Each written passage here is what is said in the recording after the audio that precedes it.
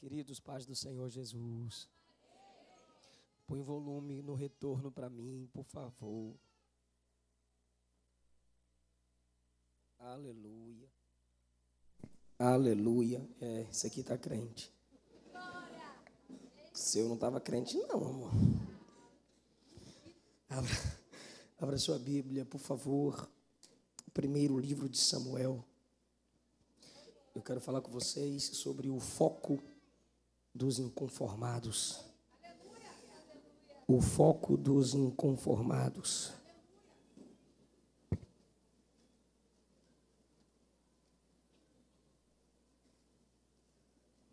Primeiro Samuel 17.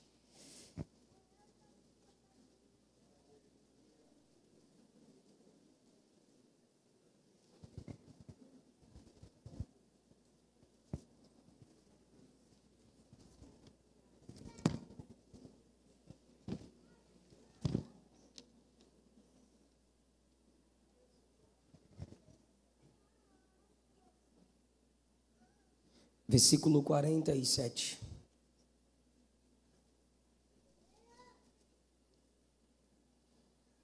E toda esta assembleia ou congregação saberá que o Senhor não salva com espada e lança, pois a batalha é do Senhor, e Ele te entregará nas nossas mãos.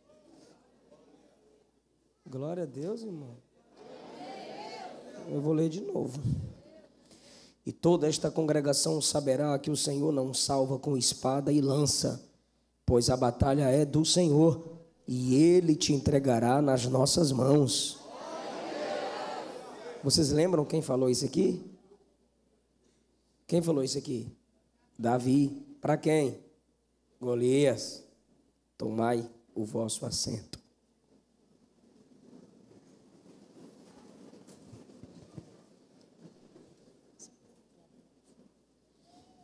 Mais uma vez, eu preciso agradecer a Deus pela vida da liderança nesta igreja, que através deles a confiança é dirigida a mim, o pastor Reginaldo Alves, meu muito obrigado mais uma vez, toda a sua família, ao pastor André, meu muito obrigado pelo carinho, aos diáconos William Alves, William Iro, é melhor só o Iro, e toda a diretoria da UMAD 100, que o Senhor os abençoe muito, muito, muito obrigado pelo carinho com a minha vida e com a vida e ministério da minha esposa.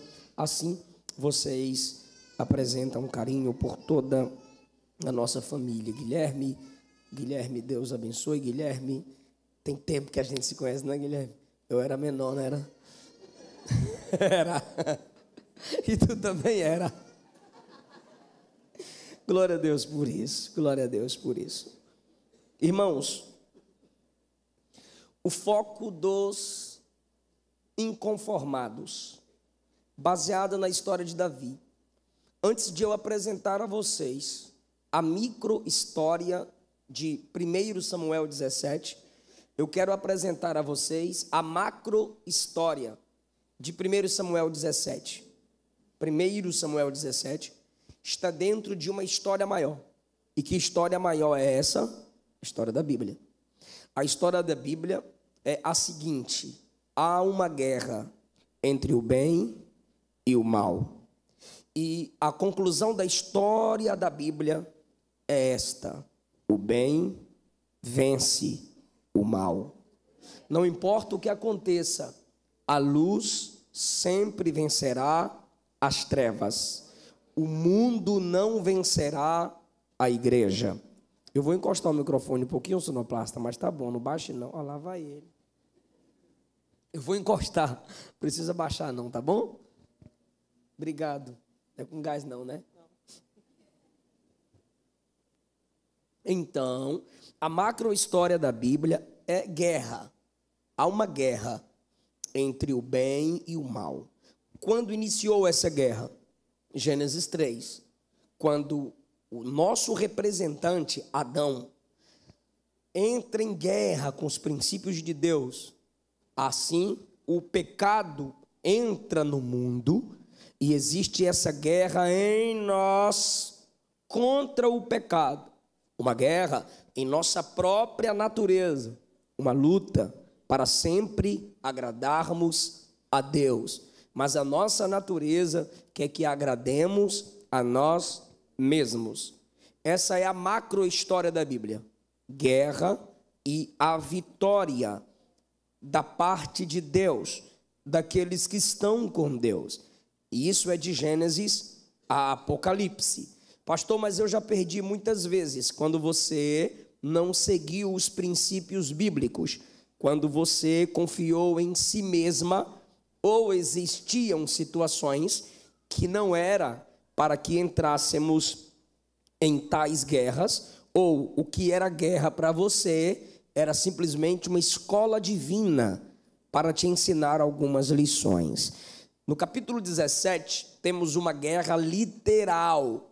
Por isso que eu estou dizendo que é preciso ter uma visão macro de 1 Samuel 17. E Davi fala, nas palavras de Davi, quando encontra o gigante, ele deixa claro que a guerra era muito mais do que Davi, Golias, Israel, Filisteu. A guerra era muito mais do que aquele momento. Olha o versículo que lemos, versículo 47. Toda esta congregação saberá. Era Deus ensinando o povo de Israel. Saberá. Saberá é aprenderá. Toda esta congregação saberá que o Senhor salva. O que é que a Bíblia diz? Que toda a humanidade caiu e que só há um Salvador. Quem é o nosso Salvador? Jesus. Olha a macrovisão do texto. Toda esta congregação saberá que nós temos um Salvador, que o Senhor salva. Todo mundo poderia olhar para Davi e dizer: Davi é o nosso Salvador. Aí Davi transfere a visão macro, a visão maior, a visão completa, e diz: quem está salvando vocês não sou eu, só há um Salvador. O Senhor salva não com lança nem com espada, porque dele é a guerra, ou seja, Deus está no controle do que está acontecendo aqui. E ele continua: e ele vos entregará. Ele está falando de Golias e do exército filisteu. Ele entregará todos vocês na nossa mão. Davi está dizendo: a vitória não será minha, a vitória será de todo o povo de Deus. Então, irmão, guarde isso. Esse texto está dizendo uma coisa: nós temos inimigos, nós temos um Salvador e nós temos um Deus que está no controle de todas as coisas. O nosso maior inimigo já foi vencido pelo nosso maior amigo. O pecado, nosso maior inimigo, já foi vencido pelo nosso maior amigo, Jesus, o descendente de Davi. A história de Davi só está na Bíblia por causa de Jesus. Por isso que Mateus capítulo 1 começa assim: Jesus, filho de Davi, para mostrar que ele é descendente do rei.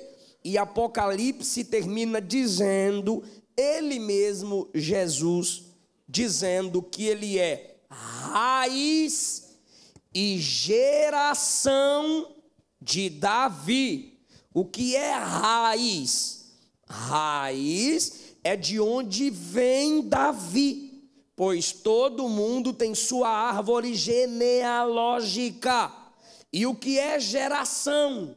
Gerar é vir de alguém, é vir depois. Então ele diz: eu sou raiz e sou geração ou descendente de Davi. O que Jesus estava dizendo em Apocalipse é: eu sou antes de Davi porque sou raiz, e sou depois de Davi porque eu vim humanamente da família dele. Por isso que Apocalipse começa e termina dizendo que ele é o alfa antes de todas as coisas.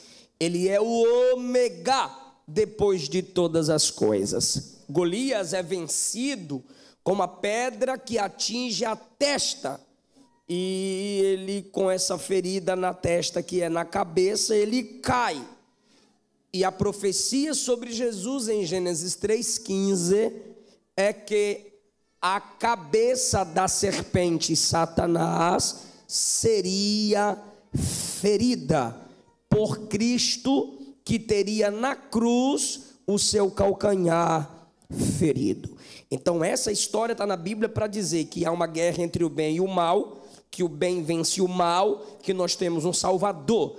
E a história de Davi só está na Bíblia porque na eternidade Deus escolheu nascer, encarnar e se tornar homem, ser humano, numa família. Que família é essa? Os descendentes de Davi, que era da tribo de Judá. Agora, essa é a macro história.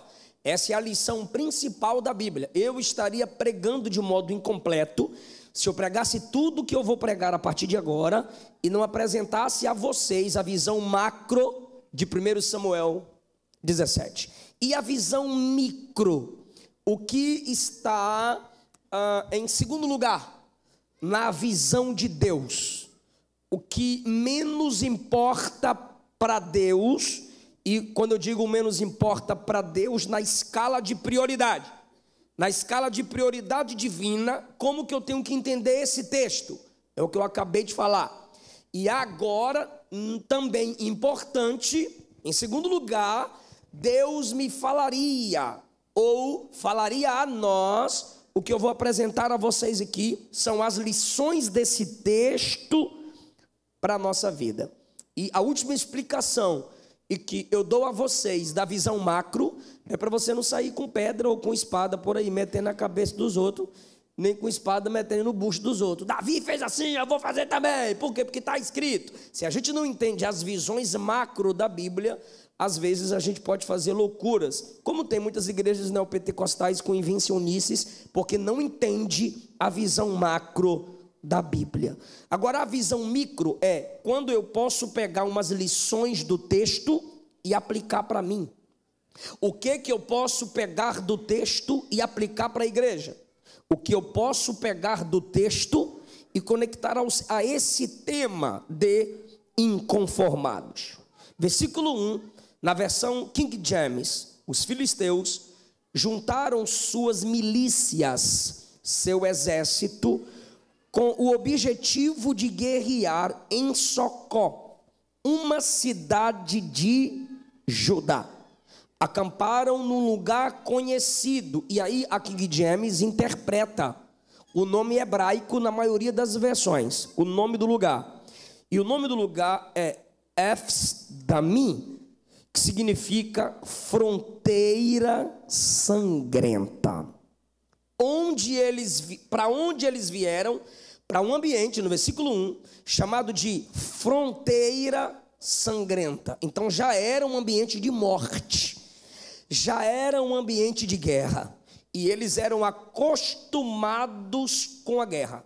Agora, todos nós temos gigantes, desafios, todos nós temos nossas guerras, e a pergunta é: quanto tempo, ou há quanto tempo enfrentamos os mesmos inimigos? Olhe para a história de Israel. Josué havia expulsado da terra prometida muitos filisteus há 300 anos. Ele destruiu todos atrás, 300 anos antes desse texto. Só que 3 povos, 3 cidades, ele não conseguiu destruir: Gaza, Gate, Asdod. E Golias vem de Gate. Se fosse hoje, ele estaria com a jaqueta com a letra G.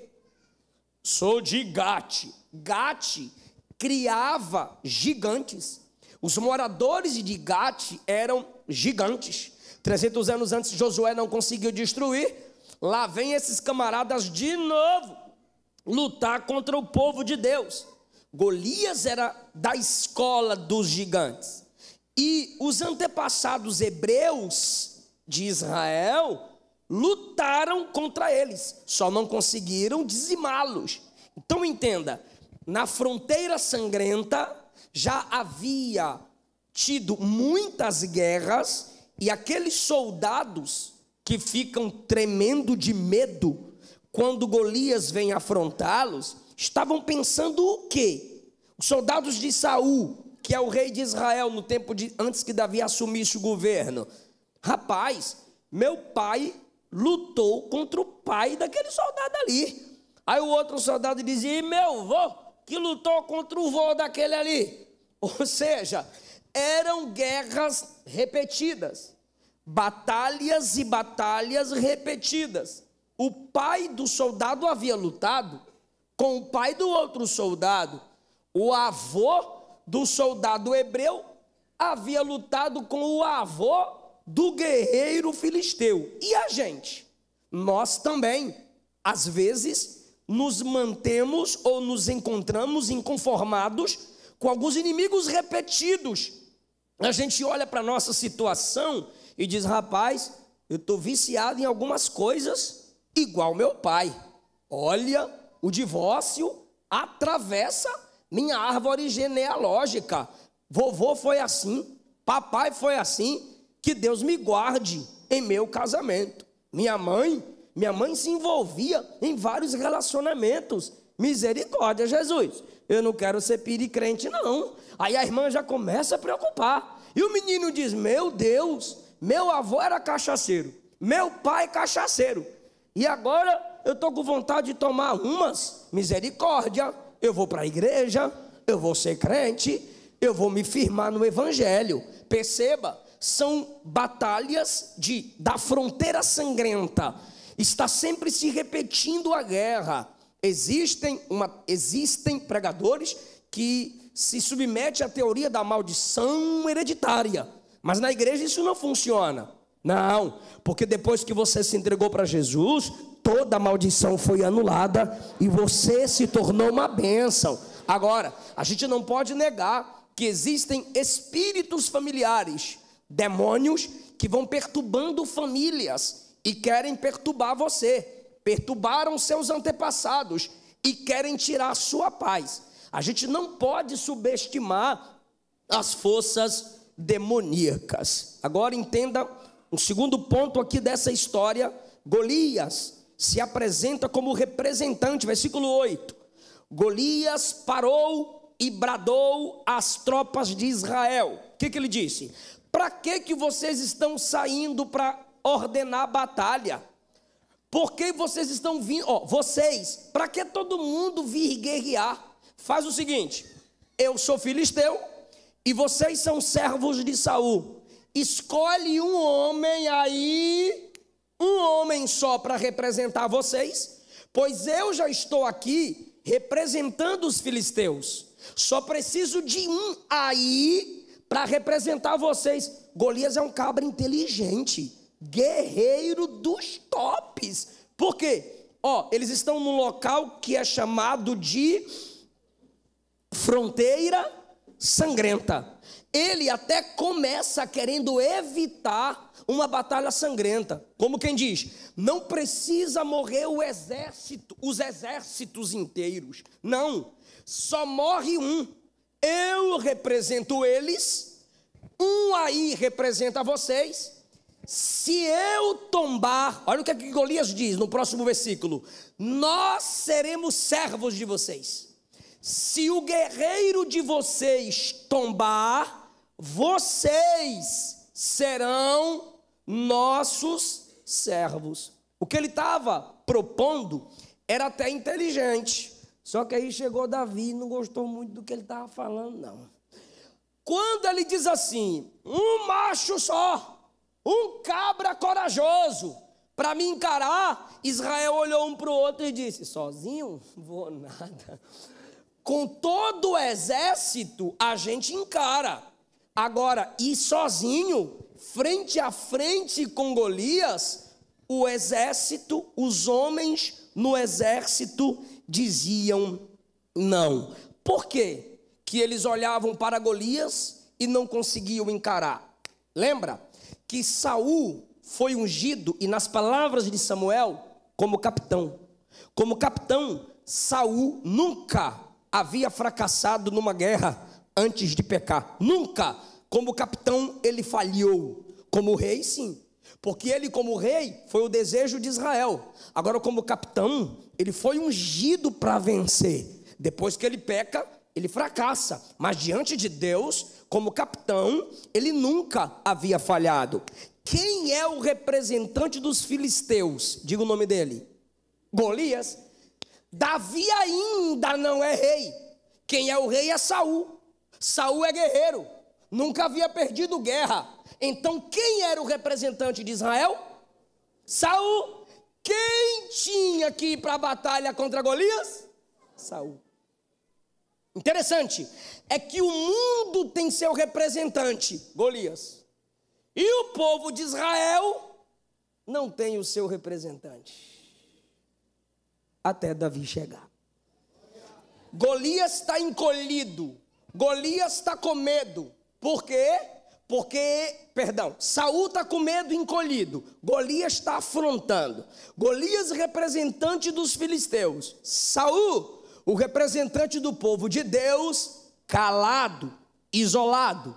Agora, quando o exército dos filisteus observam que Golias quer representá-los e põe a cara por eles, esse exército está lá, cai dentro, bora matar todo mundo. Agora venha para o exército de Israel. Saul está, meu Deus, sangue de Jesus tem poder, misericórdia, eu não vou dar conta. E agora como é que nós faz? Como é que esse exército vai ficar encolhido, com medo? Porque seu representante está com medo. E quando falta o representante, e aí agora nasce um gigante imaginário na mente do exército de Israel. E todo mundo aqui tem gigantes imaginários, preocupações que nos atormentam, que nunca chega a se concretizar. Só que a gente cria esse gigante imaginário. Os soldados estavam paralisados porque Golias é muito forte, Golias é muito grande, Golias é poderoso, Golias é de gato, Golias nunca perdeu batalha, Golias encara nós mesmo, Golias é machão mesmo. Ah, meu Deus! Os camaradas estavam imaginando morte. Se eu for, minha cabeça rola. Se eu for, eu morro. Se eu for, é espada no bucho. Se eu for, não dou conta mais. E aí, gigantes imaginários pelo medo. E tem gente aqui com gigantes imaginários e se paralisam, ficam ansiosos, se desesperam diante de obstáculos que na verdade nem existem. Porque se Golias fosse tudo aquilo que Israel estava pensando, Davi não derrubaria. Se Golias fosse tudo aquilo que Israel estava pensando, Davi não o encararia. Eles criaram um gigante dentro deles. Tem gente que erra, como Judas, e cria um gigante de Deus mau. E ao invés de clamar a esse Deus, se submeter a esse Deus, eles tiram a própria vida. Lembra de Mateus 14, Jesus vindo sobre as águas? Os discípulos criaram um ser imaginário. É um fantasma. E era Jesus. Imagine 12 machos num barco gritando de medo. Um fantasma! A Bíblia diz que eles gritaram de medo, pensando que era um fantasma. Ou seja, gigantes imaginários. Eu lembro que a Luana quis fazer uma surpresa para mim. E aí ela evitou de me contar por um tempo. Não tinha como esconder mais. E aí fomos pregar numa igreja. Ela passou mal. E a irmã Amanda e o Ricardo a levaram no médico. E eu fiquei estressado porque ela não tinha me contado. Eu percebia que havia algo errado, mas eu esperava ela falar. E aí, quando ela está no hospital, eu acabei de pregar, fui encontrá-la, chateado. Falei assim, rapaz, a Luana não me falou as coisas, eu estou chateado. Aí a Amanda com o Ricardo ficava mandando mensagem. A gente já sabe, a gente já sabe. Falei, sabe de quê? Como que esse povo sabe? Eu não sei. O que está acontecendo? 12 anos de casado e essa mulher fazendo isso comigo. Rapaz, deixa ela vir desse hospital que ela vai se ver comigo. Aí eu fui para a porta do hospital. Quando eu vou me aproximando da porta, lá vendo um ano de cadeira de roda, falei, o sangue de Jesus tem poder. Só que eu fui olhando as perninhas, fui olhando as rodas da cadeira, fui levantando o olhar, ela está assim. Olha lá, igual tá com a cara da neném. Quando eu vi a carinha dela na cadeira de roda, aí eu sorri e disse, já sei, ela está grávida. Eu já estava criando um gigante imaginário dentro de mim. E nesse momento a gente vai desconfiando de tudo e de todos. Cuidado, quando você tem dificuldade de acreditar em alguém, é porque você é o indigno de confiança.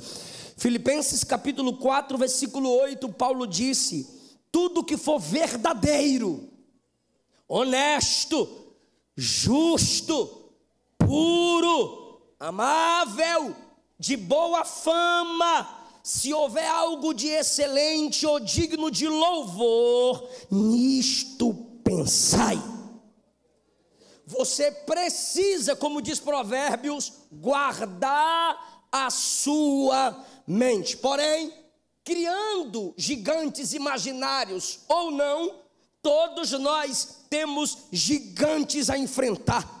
Golias estava naquele dia carregando uma espada, um escudo, mas o seu gigante que te desafia, e o verdadeiro gigante aqui nessa noite é seus desafios. Versículo 10, disse mais o filisteu, hoje lancei um desafio. Então você não tem um Golias de 3 metros de altura, não, mas você tem desafios. Hoje lancei um desafio. Só essa palavrinha, repete após mim. Hoje lancei um desafio. Ou seja, aquele Golias já era um desafio para Israel. E o nosso gigante, o nosso desafio, não carrega espada, não carrega escudo, não. Ele não tem espadas normais. Se ele tiver espadas, esse gigante te afronta com o desemprego, o abandono, o abuso sexual, a depressão.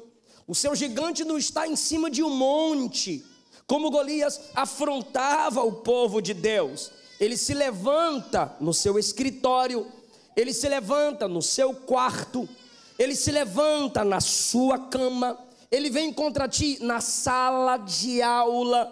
Esse gigante pode ser contas que você não conseguiu pagar, pode ser notas que você que estuda não conseguiu tirar, são desafios, ou aquela bebida alcoólica,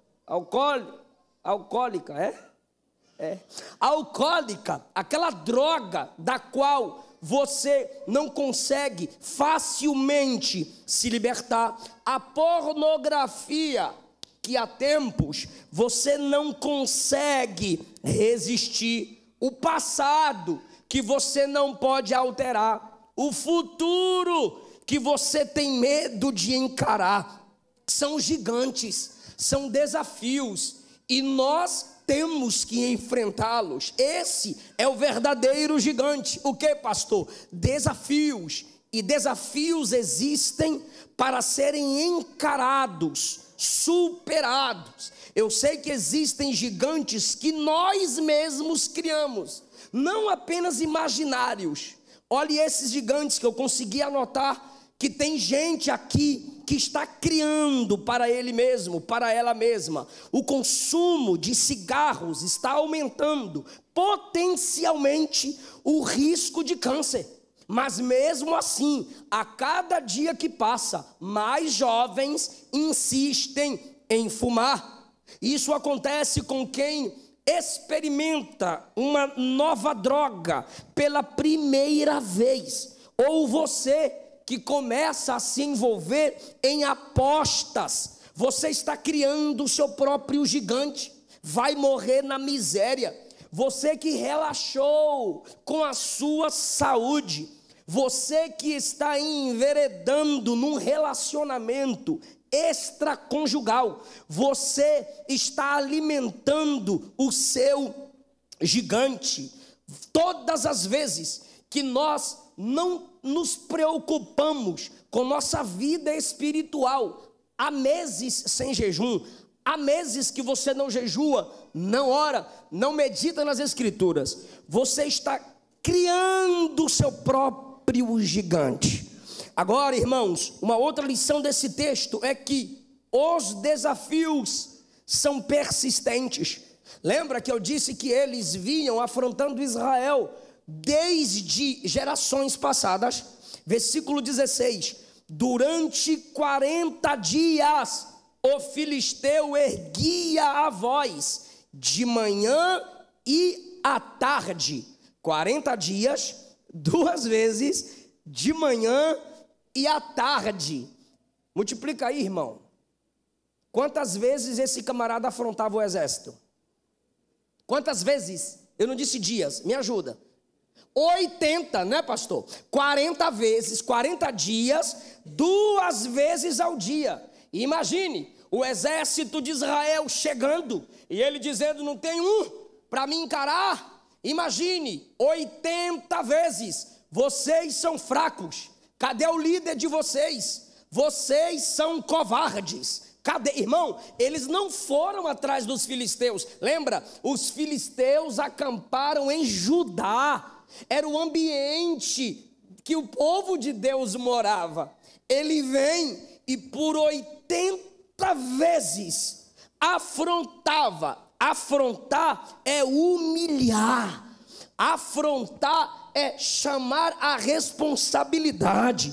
Afrontar é mostrar que é covarde, que não é capaz, que não é o que canta, que não é o que prega. Você dá glória, mas não me vence. Você diz aleluia, mas não me supera. Você tem seu Deus, mas não consegue se libertar. Vozes e o seu gigante, irmã. O seu gigante, irmão, faz a mesma coisa. Por quê, pastor? O primeiro pensamento da manhã e a última preocupação da noite. O seu Golias domina seu dia, rouba sua alegria. Existem respostas que a gente não precisa dar. Existem ataques dos quais a gente não precisa se defender. Agora, a gente tem que fazer perguntas aos nossos desafios. Temos que fazer perguntas às nossas guerras. Diante de um desafio, o acomodado pergunta: vai valer a pena? O covarde vai perguntar: é seguro? Agora, quem tem a consciência de Cristo, diante do desafio, ele pergunta assim, ó: é justo lutar essa guerra? Vai honrar o nome de Deus se eu encarar esse desafio? Esse gigante está fazendo com que a igreja seja envergonhada. Esse gigante está envergonhando o meu ministério. Esse gigante está minando a paz da minha família. Perceba que Davi toma uma atitude de enfrentar o gigante quando se percebe que a afronta é para Israel. Davi não vai ao gigante porque o gigante o afronta. Davi vai ao gigante porque ele está afrontando Israel. Não tem um homem aí para me encarar. Não tem um soldado preparado. Que exército fracote é esse? Então, eu te aconselho, se é apenas contra você, individualmente falando, e eu já dei essa resposta aqui para alguns netcrentes e youtubobos. Eu disse, se é contra mim, eu posso até me defender como cordeiro. Vou te mandar um e-mail, vou te chamar no direct, vou te mandar um WhatsApp e tentar conversar com você na boa. Agora, falar contra a minha família e contra a igreja do Senhor, se prepara, eu vou responder, eu vou para cima. Olhe para Davi, não é uma afronta contra Davi pessoalmente, é contra Deus e o povo de Deus. Vocês estão doidinhos para dar glória, mas eu estou gostando dessa atenção.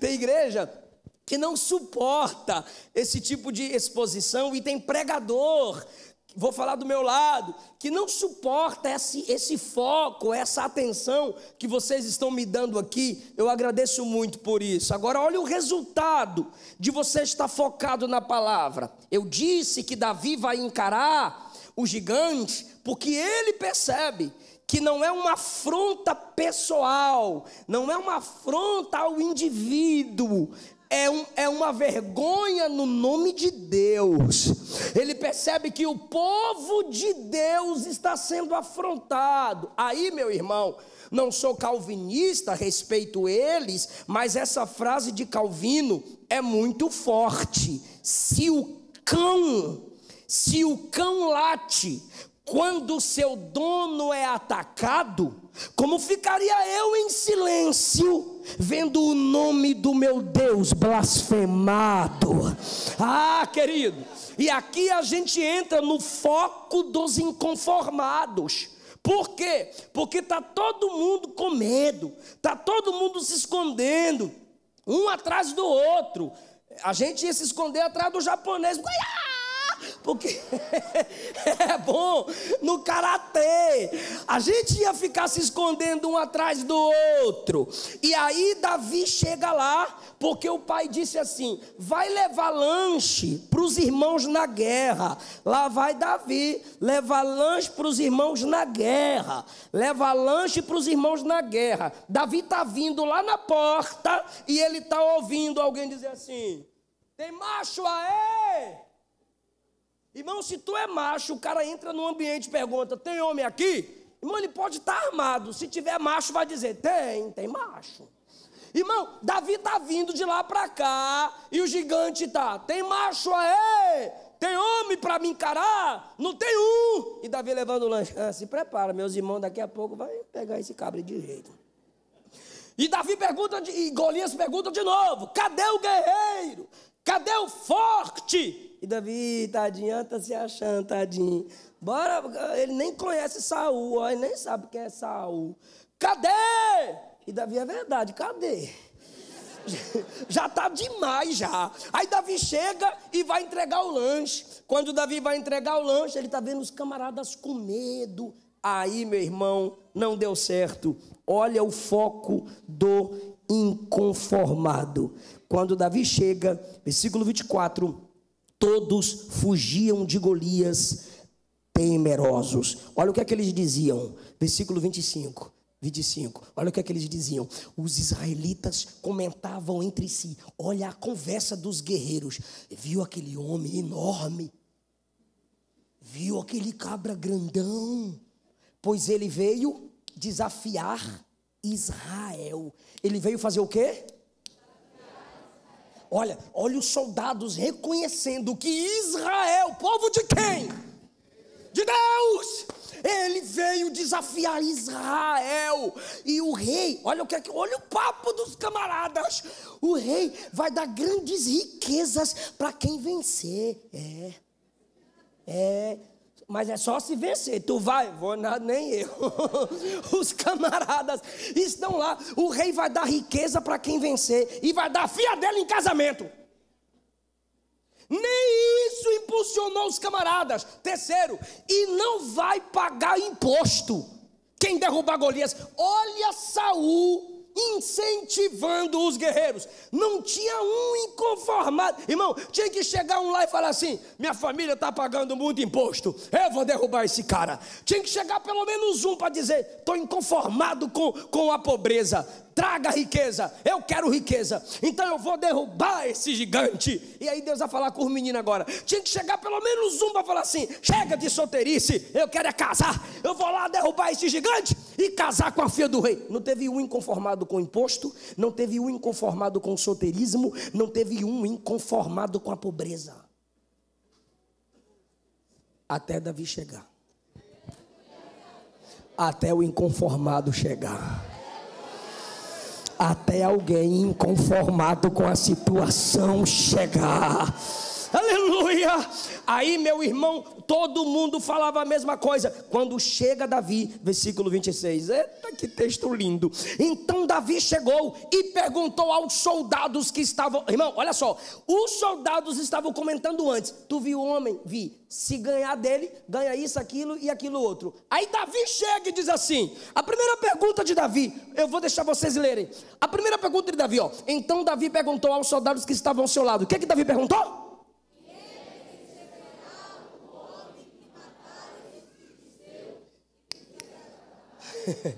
Desagravar, ou seja, remover. O que é que vai ganhar quem matar esse filisteu e remover o quê? Contra a honra de Israel.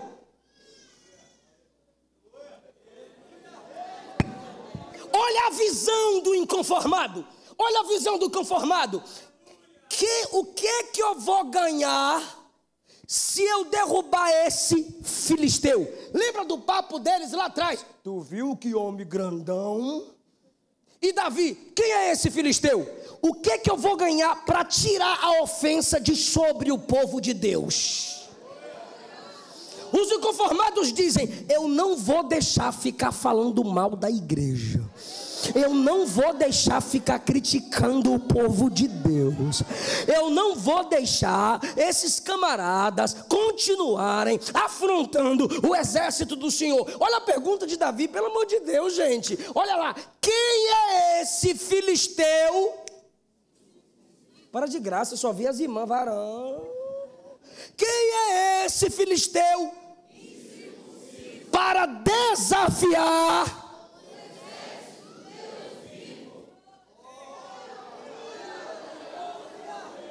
quem é esse camarada para falar desse jeito?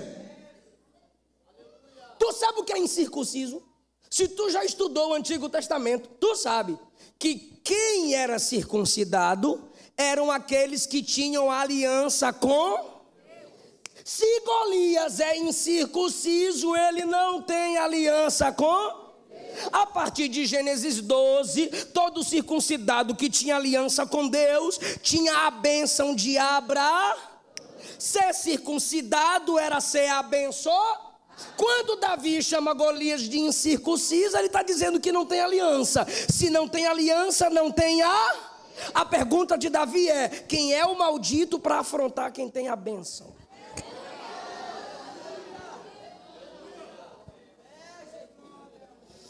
Olha o foco de Davi, não é em si. Pergunta para quem está do seu lado, vai deixar? Pergunta assim, ó, afrontar a igreja?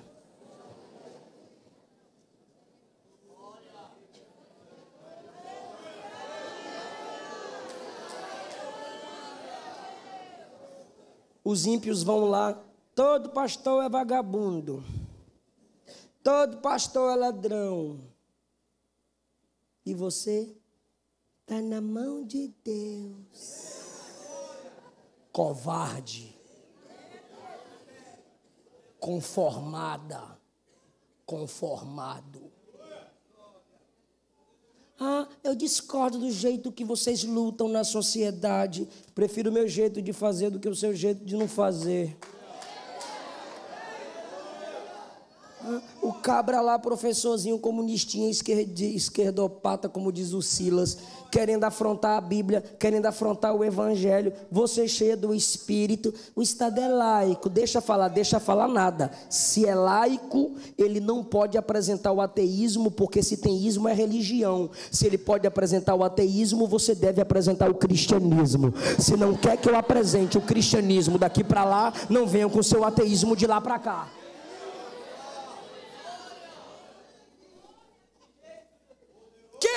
Você para afrontar o exército do Deus vivo. Aí, meu irmão, a conversa mudou. Por quê? Se prepara para dar um glória lindo. Ninguém falava de Deus, só falavam de Golias. Me ajuda, vou perguntar. Você viram na conversa dos soldados que a gente leu eles falando de Deus?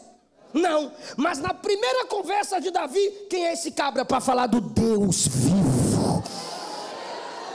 Ninguém fala sobre Deus. Davi já não fala sobre outra coisa a não ser Deus.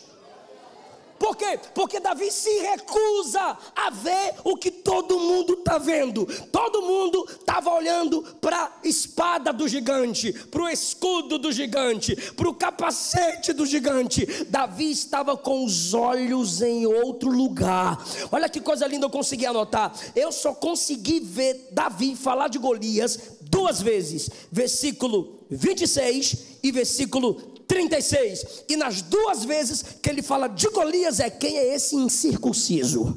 E na segunda vez ele fala para Saul: eu irei até aquele incircunciso e o vencerei. Agora se prepara para dar glória. Só 2 ele fala de Golias, mas quando ele vai falar de Deus, versículo 26, exércitos do Deus vivo. Versículo 36, exércitos do Deus vivo. Versículo 45, Senhor dos exércitos. Versículo 46, a Deus em Israel. Versículo 47, a batalha é do Senhor e Ele vai te entregar na minha mão.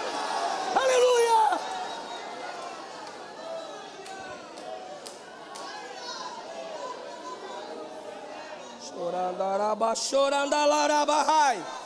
Fala comigo, igreja, 2 vezes.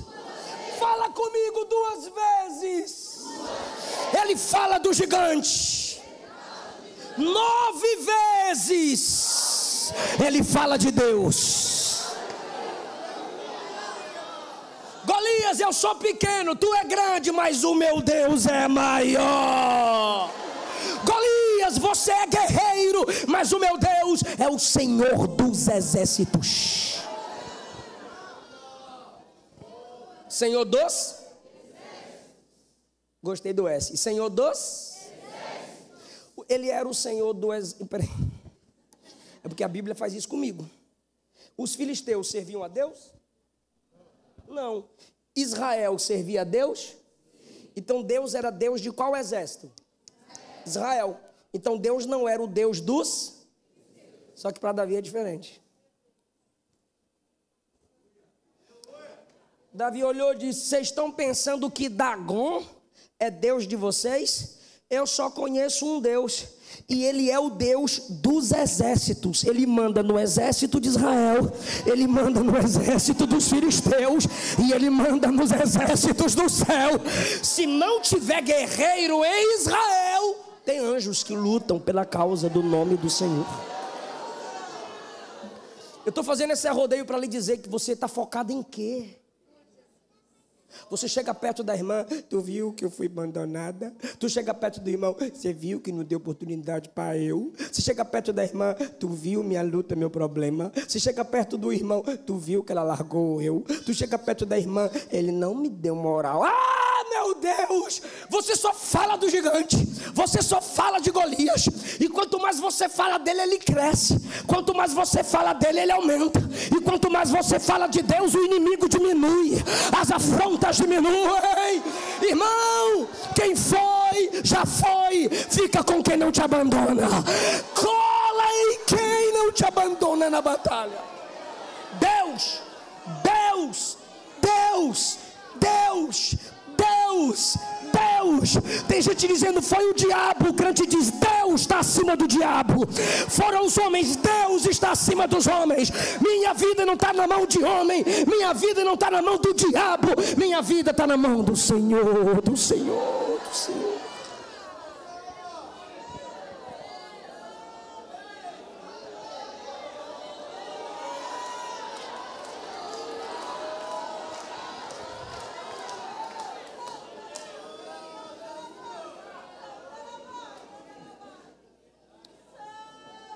Vá ler a Bíblia. Encha sua mente de Deus. Eu morei só na minha adolescência. 4 anos num quartinho em cima da igreja. Todo dia, de 12:30 às 4, lendo a Bíblia de joelhos.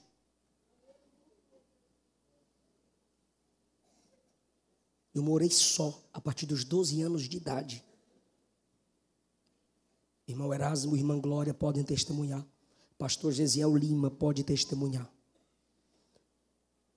A minha esposa, quando éramos recém-casados, foi difícil eu largar essa prática. Ela levantava às 8, 9 horas, colocava o café.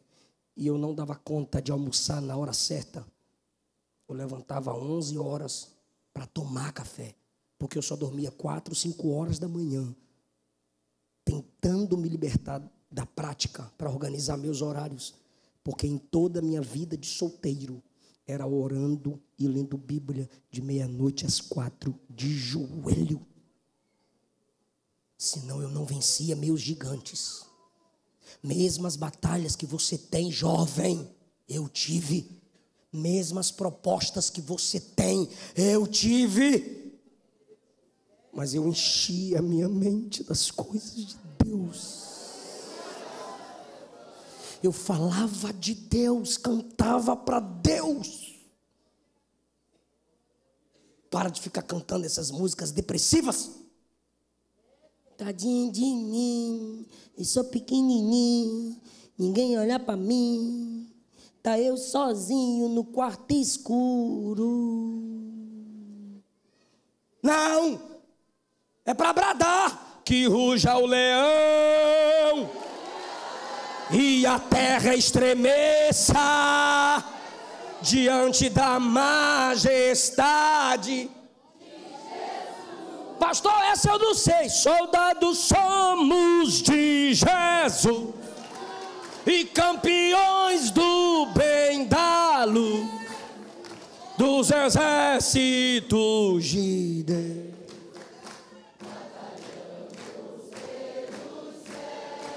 Cantando vamos combater.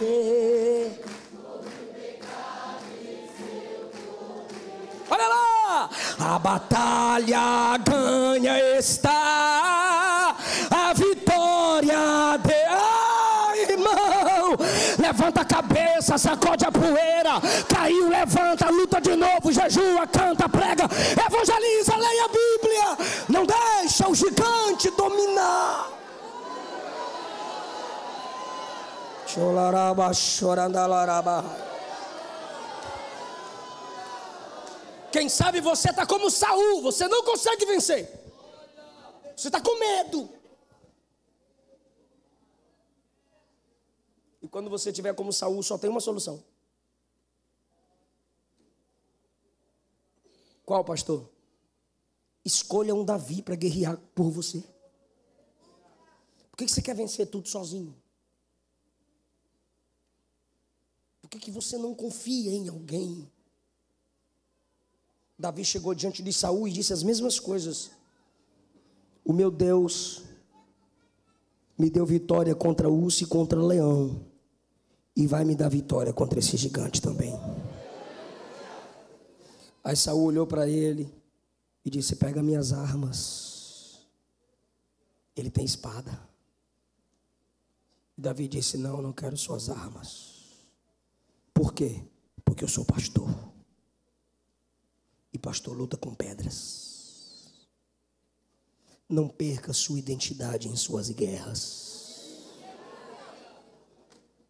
Ele fala para Saul: eu vou lutar com pedra. Versículo 40. Tomou o cajado de pastor, escolheu para si 5 pedras lisas, colocou na bolsa de pastor e se aproximou do filisteu. Aí quando Golias viu o cajado de pastor, olhou para ele e disse: eu sou cão para tu vires a mim com pau? Versículo 43. Eu sou algum cão para tu me expulsar com cajado? Pastorzinho, pastorzeco, crentinho. Não permita que desprezem sua identidade em Deus. Aí Davi diz no 45: venha com sua espada, venha com sua lança, venha com seu escudo. Eu vou em ti, eu vou a ti, em nome do Senhor. Eu não me conformo com o que você está fazendo com Israel. Eu não me conformo com o que você está fazendo com a minha família. Eu não me conformo com o que você está fazendo com os meus irmãos. Eu vou a ti em nome do... Se você não se conforma, você enfrenta os gigantes em nome do Senhor. Sabe como você enfrenta os gigantes em nome do Senhor? Orando em nome do Senhor. Ele disse em João capítulo 15, o que você pedir em meu nome ao meu Pai será feito. Então, pastor, o que é orar em nome de Jesus? 2 significados. Primeiro, é orar por aquilo que Jesus oraria. É pedir o que Jesus pediria. Segundo, é entrar na guerra que Jesus entraria, do jeito que ele entraria. Isso é orar no nome dele. Eu vou a ti em nome do Senhor dos Exércitos. Deus está levantando um Davi para guerrear com você. Deus está levantando um Davi para chorar por você. Se você é um Saul covarde, medroso, fraco, todos nós temos nossas covardias, medos e fraquezas. Peça para Deus levantar um Davi. E é hoje que Ele está fazendo isso. Deus falou ao meu coração aqui enquanto eu preparava esse sermão. Ele está levantando um Davi. E o nome do Senhor na sua vida não continuará sendo afrontado. Fica em pé comigo, por favor.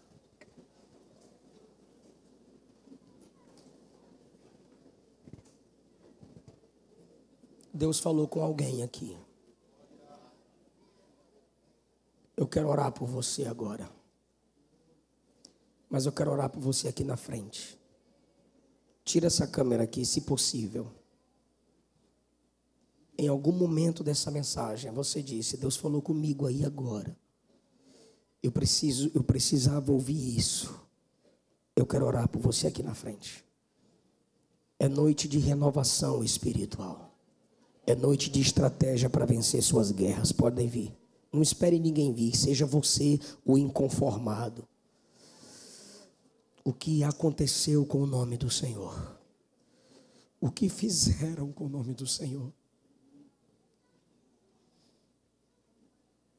Se Deus te humilha numa palavra, se Deus te quebra numa palavra, é porque Ele quer te refazer por inteiro.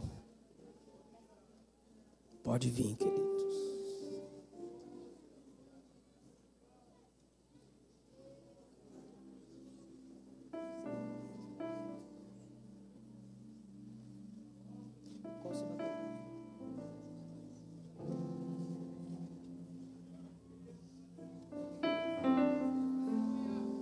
Você recuou. Levante as mãos para esses irmãos aqui, igreja. Levante as mãos para esses irmãos aqui, igreja. São instrumentos de Deus que precisam ser fortalecidos. São ungidos de Deus que precisam de renovação.